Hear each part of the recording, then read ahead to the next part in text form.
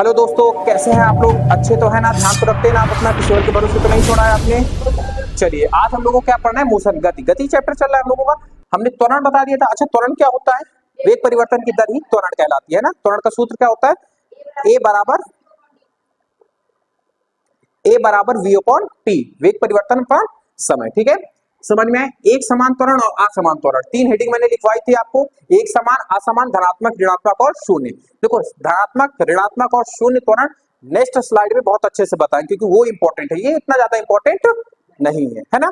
अच्छा, त्वरण एक सदिश राशि है, अदिश राशि है? सदिश राशि है। कैसी है? सदिश राशि है। अच्छा, इसका मात्रक क्या होता है? मीटर पर सेकेंड स्क्वायर। ठीक है, इतनी समझ में आई बात। अब देखो, एक समान त्वरण क्या होता है? इसके नाम पे ही लिखा हुआ है, एक समान त्वरण। हाँ, एक जैसा त्वरण। अब त्वरण किस पे डिपेंडेंसी रखेगा?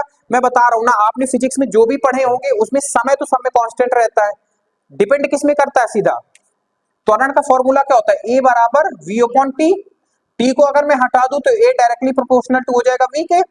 मतलब समान वेग होना चाहिए किसी भी गतिमान वस्तु का। यदि वेग समान है तो उसका त्वरण भी क्या होगा? आपका एक समान होगा। ठीक है, अगर वेग चेंज हो रहा है तो त्वरण कैसा हो जाएगा? आपका असमान त्वरण हो जाएगा। और धनात्मक ऋणात्मक तो इसके बाद में बताऊंगा ही। तो परिभाषा क्या लिखेंगे एक समान त्वरण की? समझना। देखो क्या कह रहा है, गतिमान वस्तु, गतिमान वस्तु समान समय अंतर, गतिमान वस्तु का वेग, क्योंकि हम वेग की बात कर रहे हैं, का वेग समान समयांतराल,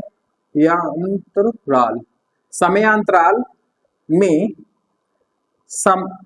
समान समयांतराल में समान वेग, समान समयांतराल में समान वेग परिवर्तन। हाँ, समान वेग परिवर्तन, वेग परिवर्तन, समान समयांतराल में समान वेग परिवर्तन हो रहा है तो, हो रहा है तो, है तो वस्तु का त्वरण, तो वस्तु का त्वरण, वस्तु का त्वरण, का त्वरण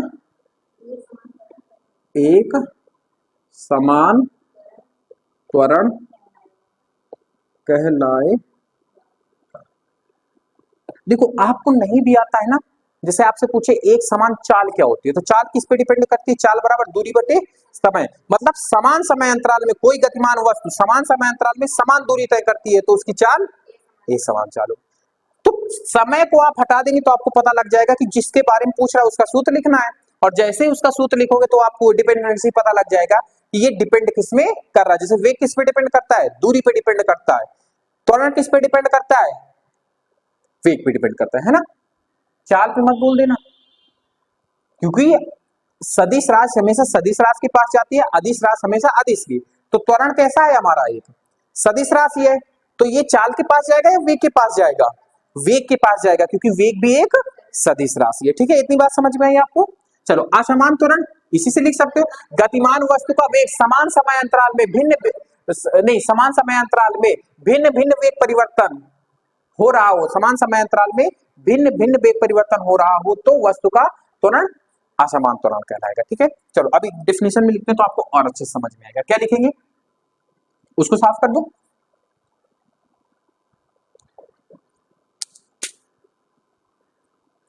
यहाँ पे मैं साइड पे लिखे दे रहा हूँ, ए डायरेक्टली प्रोपोर्शनल तो होता है बी। इतना याद रखो कि आपको ये पूरा कॉन्सेप्ट आ जाएगा। ठीक है, पूरा कॉन्सेप्ट आ जाएगा, है ना। देखो, असमान त्वरण क्या होता है तो क्या लिखोगे आप? गतिमान वस्तु का वेग, गतिमान वस्तु का वेग समान समयांतराल, समान समयांतराल लिख लो, प्लूरल मत बनाओ उसको ना, समान, क्योंकि समय वैसे भी आपका एक वचन है, समय बहुवचन नहीं है। हिंदी के भी टीचर हैं हम, हिंदी भी आपको पढ़ा देंगे। समय हमारा क्या है? एक वचन है। ठीक है, एक वचन। देखो, अच्छा आप बोलते हो ना समय गुजर गया, या फिर आप कहते हो अच्छा समय नहीं, चलो अच्छा ठीक है भैया, समय समान अंतराल लो, बस अब सही है। समान समय अंतरालों में, समान समय अंतरालों में भिन्न भिन्न भिन्न वेग या असमान वेग परिवर्तन, असमान वेग परिवर्तित, हाँ क्या लिखा है हम लोगों ने, असमान वेग परिवर्तित हो रहा है, तो हो रहा है, तो रहा है, तो वस्तु, वस्तु का त्वरण असमान त्वरण कहलाएगा। ठीक है, यहां बात समझ में आई है ना। समान वेग परिवर्तन हो रहा है तो त्वरण समान, असमान वेग परिवर्तन हो रहा है तो असमान वेग। ठीक है, नोट कर लो, फिर नेक्स्ट स्लाइड में मैं बताता हूँ धनात्मक, ऋणात्मक और शून्य त्वरण। ठीक है, नोट कर लो इसको जल्दी से।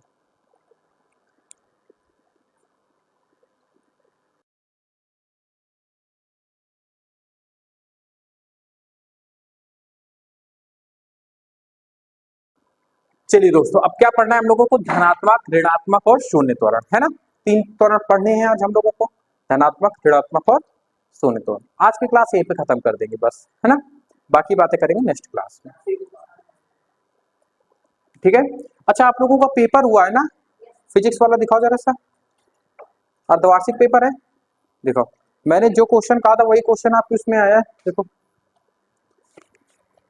जैसे फिजिक्स का क्वेश्चन है ये, आप लोग ऑनलाइन बच्चे देख लीजिए, ऑफलाइन को तो दिखाए, उनको पता है। देखो, दूरी तथा विस्थापन को परिभाषित कीजिए एवं उनके बीच में अंतर लिखिए, है ना। आप देखो इसको गौर करके, ठीक है, ये क्वेश्चन है ना, हम आपसे पढ़ाने में पहले ही बोले थे कि दूरी, विस्थापन या चाल और वेग में अंतर और डिफिनेशन जरूर पूछेगा आपका, और ये इसी में नहीं, इंटर में, हाई स्कूल में भी इस प्रकार का क्वेश्चन बन सकता है। ठीक है, तो जो इंपॉर्टेंट बोलो उनको नोट करो और उनको अच्छे से पढ़ो। जैसे ये मैं मोस्ट मोस्ट मोस्ट बोल रहा हूं तो इसका मतलब है कि ये इंपॉर्टेंट है तीनों, एक, दो और तीन। ऋणात्मक त्वरण को ही हम लोग मंदन के नाम से जानते हैं, किसके नाम से जानते हैं, मंदन, मंदन के नाम से जानते हैं। ठीक है, इसी को हम लोग क्या कह देते हैं, मंदन। तो कभी भी अगर त्वरण की जगह मंदन लिख के आ रहा, देखो अब मैं क्या ही बताऊं आपको, देखो सुनो मेरी बात, जो त्वरण होता है आपका ये बढ़ने को बताता है और मंदन आपको किसका बताता है, घटने को बताता है। अभी ये क्या है मैं बता रहा हूं, आप ओवरऑल एक फिगर अपने दिमाग में क्या कर लो, बना लो। ठीक है, चलो अब सबसे पहले एग्जाम्पल से समझना, फिर इसके बाद हम लोग बात करेंगे, गौर से समझना। त्वरण आप खुद समझे होंगे कैसे, जैसे एक मान लीजिए कि, समझिएगा, राशि अपने चाचा के साथ बैठ के जा रही गाड़ी में। अब इनके चाचा ने क्या किया, एक मतलब एक ही साथ में पूरा एक्सीलेटर ले लिया और राशि पीछे बच्चे से गिर गई। ऐसा क्यों हुआ, क्योंकि हमने वेग को अचानक बढ़ा दिया, तो राशि का त्वरण भी अचानक क्या हो गया, बढ़ गया, और जैसे ही राशि का त्वरण बढ़ा तो राशि नीचे आ गई। ठीक है, अब वहीं पे मान लीजिए कि राशि के चाचा गाड़ी ड्राइव कर रहे हैं और सामने एक बकरी का बच्चा आ गया और इनके चाचा ने अचानक ब्रेक मार दिया, तो वेग को क्या किया उन्होंने, अचानक घटाया। पहले उन्होंने वेग को अचानक क्या किया था, बढ़ाया था, तो त्वरण भी बढ़ा, और वेग को क्या किया इनके चाचा ने, घटा दिया, तो राशि जाके आगे गिर गई, तो वो क्या हो गया, ऋणात्मक त्वरण। जब वेग बढ़ा था राशि नीचे आई थी, धनात्मक त्वरण, राशि आगे गिरे, ब्रेक लगाया, वेग कम हुआ, ऋणात्मक त्वरण। और इनकी चाचा मस्ती से चल रहे हैं, कोई रोड बिल्कुल खाली है, कोई कुकुर बिलारी नहीं है रोड में, आराम से एक 40 की स्पीड से, ना कम ना ज्यादा, तो ऐसा त्वरण क्या कहलाएगा आपका, शून्य त्वरण।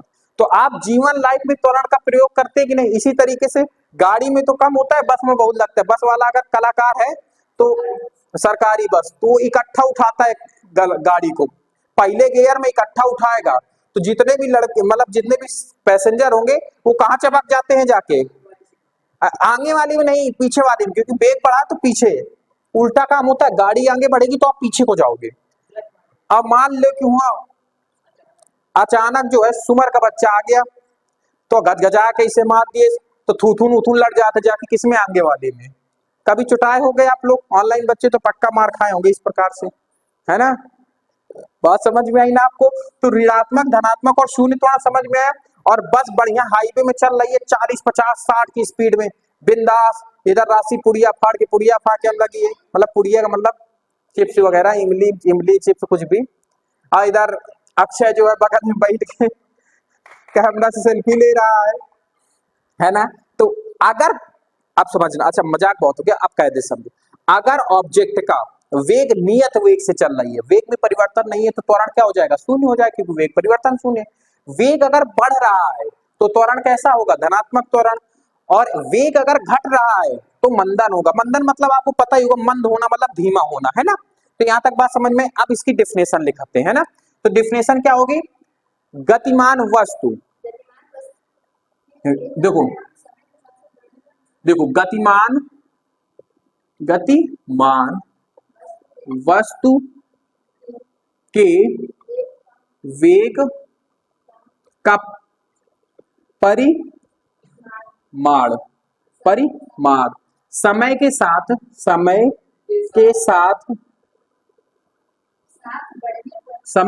साथ बढ़ने पर वस्तु का त्वरण धनात्मक त्वरण होगा। वस्तु का त्वरण कैसा होगा, धनात्मक त्वरण होगा। यहां तक बात समझ में आई। वेग आपका कैसा हो रहा है, बढ़ रहा है, तो कौन सा त्वरण होगा, हमेशा। ठीक है, और एक बात और याद रखना, जब भी त्वरण बढ़ रहा होगा तो ऑब्जेक्ट पीछे की ओर जाएगा या आगे की ओर जाएगा, हमेशा पीछे की ओर जाएगा। और मंदन में गाड़ी तो रुकेगी लेकिन राशि आगे आएंगे, मतलब पैसेंजर आगे आएंगे, है ना। तो ऋणात्मक त्वरण का क्या होगा, गतिमान वस्तु के वेग का परिमाण समय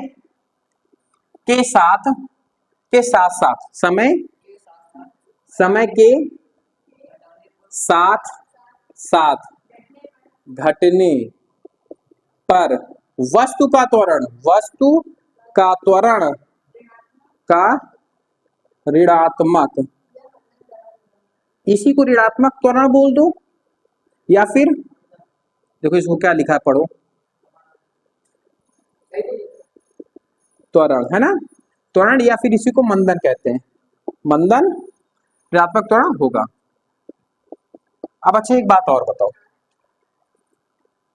ये आपका स्वर है या व्यंजन है या फिर कुछ और है, बताओ। अब शून्य त्वरण को तो ऑनलाइन बच्चे कमेंट में जरूर देंगे, नहीं मारेंगे बहुत आप लोग। व्यंजन है, वेरी गुड, ताली बजाओ भाई बच्चों के लिए। राशि आप बताओ, कौनित तान से तुमका स्वर लग रहा है, ये कहाँ, इसकी पोजीशन क्या होती है, ये है आपका स्वर, क्या है, स्वर है, क्या है आपका स्वर, व्यंजन नहीं है। इसकी पोजीशन पता है कहां से आती है, ऊ के बाद, बड़ा ऊ के बाद, ठीक है, छोटा बड़ा छोटी बड़ी, छोटा ऊ बड़ा ऊ ऋषि, फिर ए आई ओ अंक आता है, ठीक है। कहाँ व्यंजन में आता है, ये ऋषि ऋषि नहीं आता, ये स्वर में काउंट होता है, ठीक है। वो ज्ञानी आता है, छत्राक आता है, ये आता है, और इसमें एक संयुक्त व्यंजन और कौन सा रह गया बताओ, छत्र ज्ञा, अच्छा वो संयुक्त स्वर है। संयुक्त स्वर 4 होते हैं, एक आप बताओगे, त्रा हो गया, स्रा हो गया और ज्ञा हो गया। अब बताओ, तुम लोगों को हिंदी बिल्कुल भी नहीं आती है ना, ये 3 चीजें रह गई थी, है ना। चलो, शून्य त्वरण क्या होगा, गतिमान वस्तु का वेग समय के साथ परिवर्तित नहीं होता है, तो वो कैसी हो जाती है आपकी, उस वस्तु का त्वरण शून्य त्वरण होता है। तो क्या लिखोगे, गतिमान वस्तु एक